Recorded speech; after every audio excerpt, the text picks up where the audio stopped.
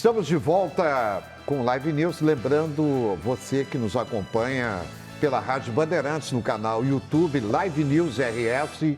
Aqui você tem todos os detalhes aí com a entrevista com o General Mourão, outras entrevistas, né, de grandes destaques, né, de personalidades que passaram por aqui, presidente do tribunal, governador, doutor Fernando Luquezzi, doutor Calil, o desembargador Thompson Flores, enfim, todos os programas lá que você não teve condições de assistir, é só entrar aí. Live News RS, você tem todos os nossos programas, né, Lara? Não, e que baita entrevista com o Mourão. Agora, não é mole, né? É a segunda vez que tu não deixa eu perguntar para os caras, né, Milton?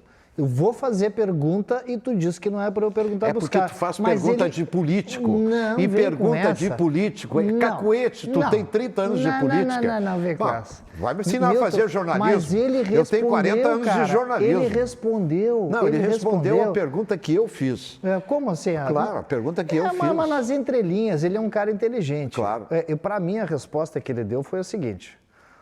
O ato do presidente ontem é o seguinte: STF, fica na tua, não passa do teu quadrado, mas porque senão eu vou agir. Isso não existe. Mas então me diz o que foi. O Fux hoje já deu uma declaração contra o presidente. Qual foi? Eu não vi, Milton. Mas ele deu uma declaração e disse para o presidente, olha, alto lá, porque nós somos os guardiões da Constituição e do Brasil e nós estamos de olho.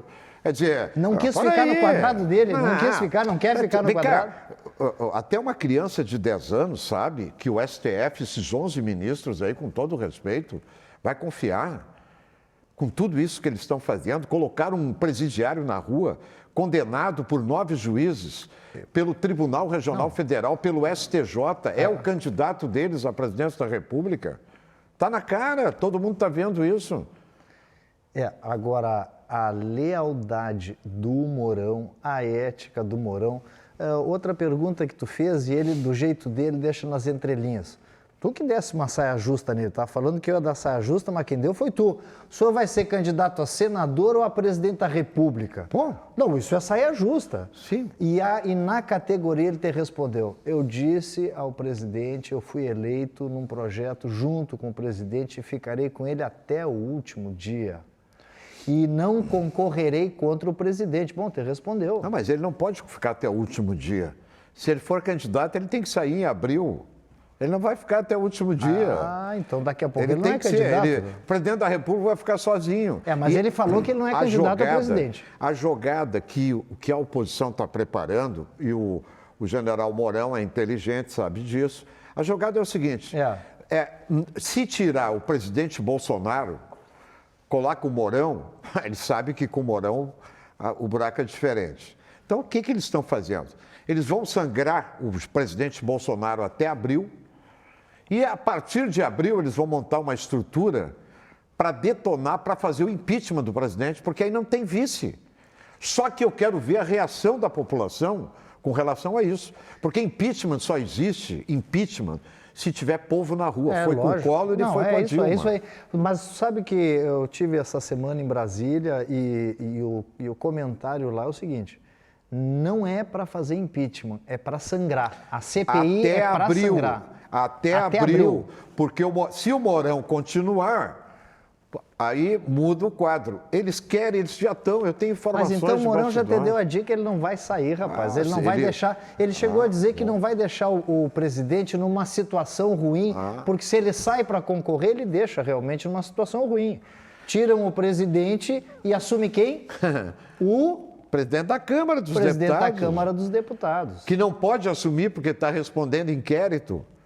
Né? O Arthur Lira. Que foi eleito com os votos do presidente, da base do governo, né? Mas também já andou mandando recado para o presidente. Eu não entendi muito aquilo. Se elegeu e logo em seguida mandou alguns recados já, que o presidente tinha que... Né, mandou um recado enquadrar. Porque é o seguinte, esses caras, eles vivem permanentemente disso. É achacando, roubando, entrando nos cofres públicos, poder e dinheiro. Isso vem desde a época do Sarney, com a morte do Tancredo. Lembra quando nós tivemos o Collor de Mello, que que ia salvar o Brasil. Caçador de Marajás. O Sarney com as fiscais do Sarney, você lembra das fiscais do Sarney? O plano cruzado. Mas vou te dizer uma coisa, fiscais do Sarney. O estelionato eleitoral. Mas até lá em casa fez. tinha fiscais do Sarney naquela época, meu. Hein? Até lá em casa tinha fiscais do Sarney, porque era o seguinte, ó, era uma inflação e aí as donas de casa iam lá, né, entrar naquela conversa e quem tinha que segurar a inflação era o próprio presidente. Depois nós tivemos quem? Vinha quem? O caçador de Marajás, que fez o quê? Ele simplesmente confiscou a poupança do povo brasileiro. Arrebentou com o Brasil, com o PC Farias. Zélia. Matou a mãe, a poupança matou os dois irmãos, o Lindolfo, o Pedro, destruiu a família toda e ele está aí desfilando como senador da República. Esse é o Brasil que tem que acabar.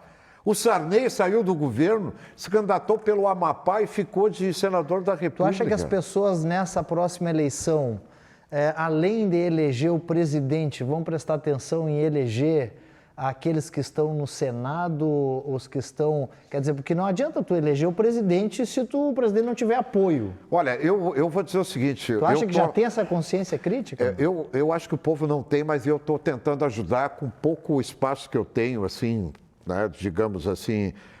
3 horas de rádio por dia e tal, mas eu tento... a melhor audiência da rádio. Eu tento rádio. Esclarecer as pessoas da seguinte, não reeleja mais ninguém. O sujeito tem 3 mandatos na Câmara dos Deputados, manda para casa.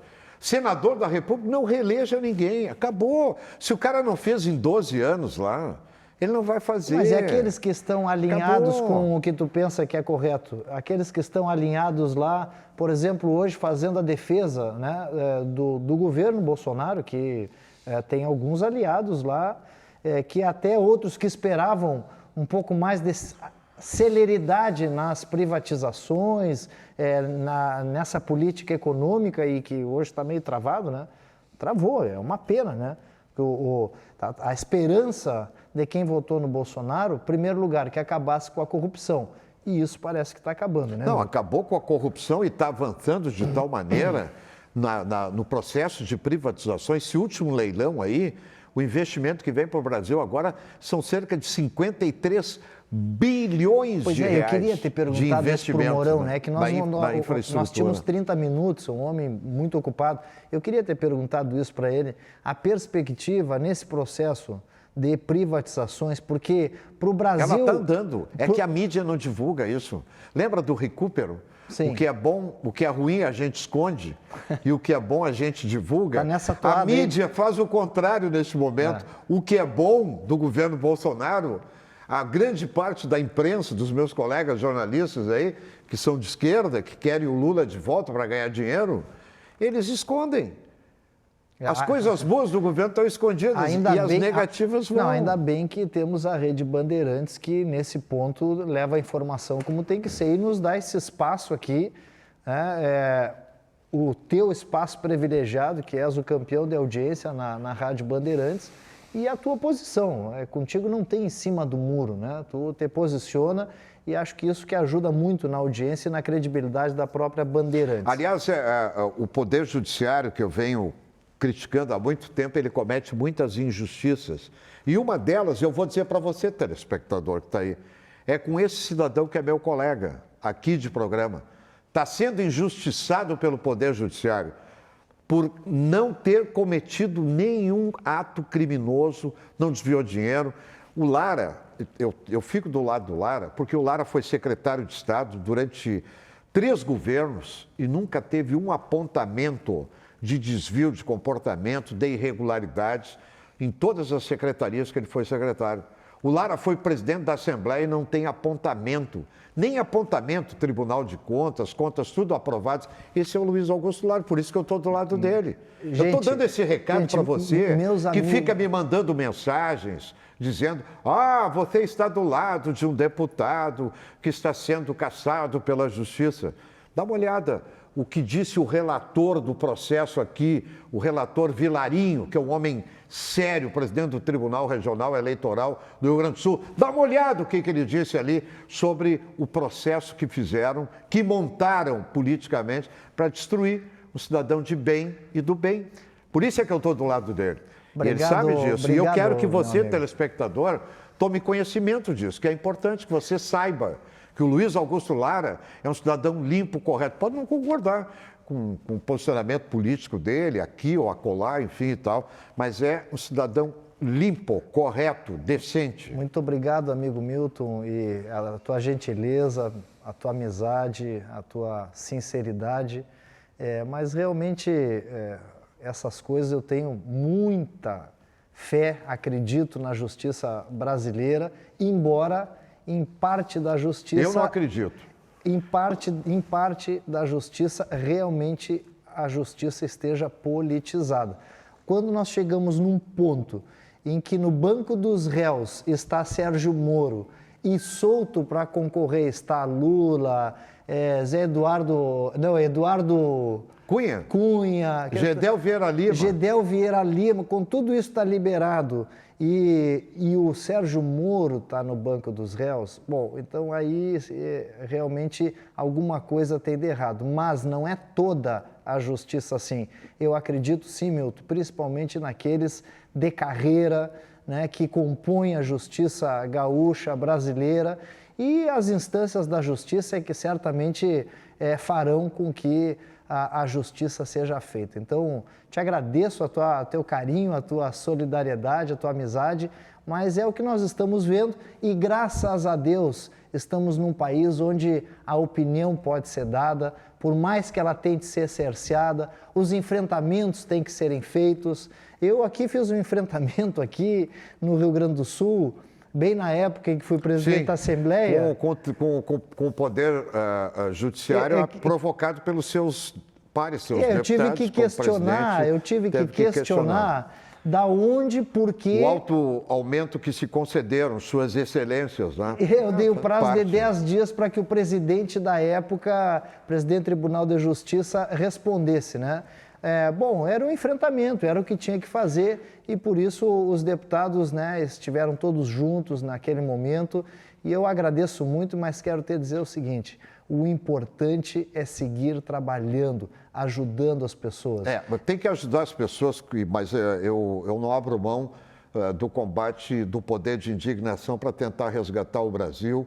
O Brasil está ali, aquela bandeira ordem e progresso, né? Nós temos que resgatar isso. E tem muita gente atrapalhando, muita gente com a Constituição de 88, surfando em cima da desgraça, né? Tu achas que o brasileiro ainda está anestesiado, que ainda não há um poder de indignação? O brasileiro ele não está anestesiado, ele está massacrado, ele está sendo enganado e ele não suporta mais o poder de indignação. No meio de uma pandemia, né, dessa experiência inédita, foram para as ruas. Eu fiquei esperando domingo, segunda, terça. Aí, terça de noite, eu fiz um editorial sobre as manifestações das ruas do dia 1º de maio. Os meus colegas de imprensa não viram nada. Não viram o povo de verde e amarelo das ruas. E não foi a CUT, sindicatos bancando. Ali era a espontaneidade, o povo espontaneamente nas ruas, dizendo, chega, nós estamos cansados. É o comerciante, é o empresário, é o profissional liberal que paga a conta. No meio dessa pandemia, agora, quem é que está pagando a conta? Só a iniciativa privada. Poder público, suas excelências e tal, estão aonde? Home office. E recebendo salário no final do mês. Então, é uma situação de constrangimento que nós estamos passando e eu não sei até que ponto isso vai durar, viu? Eu acho que, né, se toma uma medida... O presidente da República também ficou numa saia justa agora, porque ele pediu autorização do povo. O povo foi para a rua. O povo está esperando agora. Agora o presidente vai ter que sair daquele cercado lá onde ele dá entrevista e vai ter que tomar uma atitude. Porque se ele não tomar uma atitude, ele vai para um desgaste muito grande nos próximos meses aí, se continuar esse modelo que nós estamos vendo, acompanhando, da disfarçatez, né? Do STF, do Congresso Nacional. Olha essa CPI, tem cabimento uma CPI? Diga para mim, telespectador, você que está em casa nesse momento, tem cabimento uma CPI que o presidente teve a esposa presa e 3 irmãos presos e desviou 260 milhões de reais? Tem cabimento uma CPI com o Renan Calheiros, que pagava amante com dinheiro de empreiteira e que é o conhecido como atleta nas planilhas da Odebrecht, porque corre da justiça há 30 anos, desde a época do Collor? O Drácula, sabe quem é o Drácula? Humberto Costa, senador médico de Pernambuco, que foi ministro da Saúde do Lula, nos sanguessugas, quando estavam desviando e roubando sangue, e as ambulâncias. Jader Barbalho é da CPI, e o filho Helder Barbalho, com esse médico gaúcho que é uma vergonha, Alberto Beltrame, fizeram horrores com o dinheiro da Covid em Belém do Pará e no Pará. Como é que vai acreditar numa Mandetta, que é um vigarista? A CPI é uma disfarçatez. E na volta do intervalo eu vou dizer por que eu concordo. Neste momento, uma CPI é politicagem pura, né, Milton? Mas vamos chamar diferente da CPI da Assembleia aqui, que está levantando custos de medicamentos e tal, que é uma CPI diferente. Mas quem não é contra alguém, né? Aí não é contra alguém e não para... Está levantando os problemas, né? É isso aí. A gente faz um intervalo rápido, voltamos. Zafari Bourbon, economizar é comprar bem. Dia das Mães, olha que mensagem para você, mamãe. Do Grupo Zafari, só poderia ter mesmo do Grupo Zafari, né? Os momentos mais sublimes, bonitos, o Zafari vem com essas mensagens fantásticas. Assista essa aí.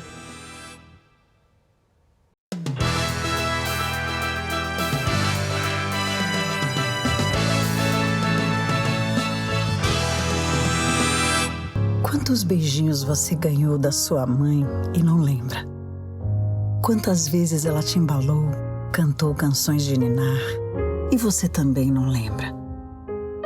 Você não lembra de muita coisa, mas está tudo, absolutamente tudo, aí, dentro de você.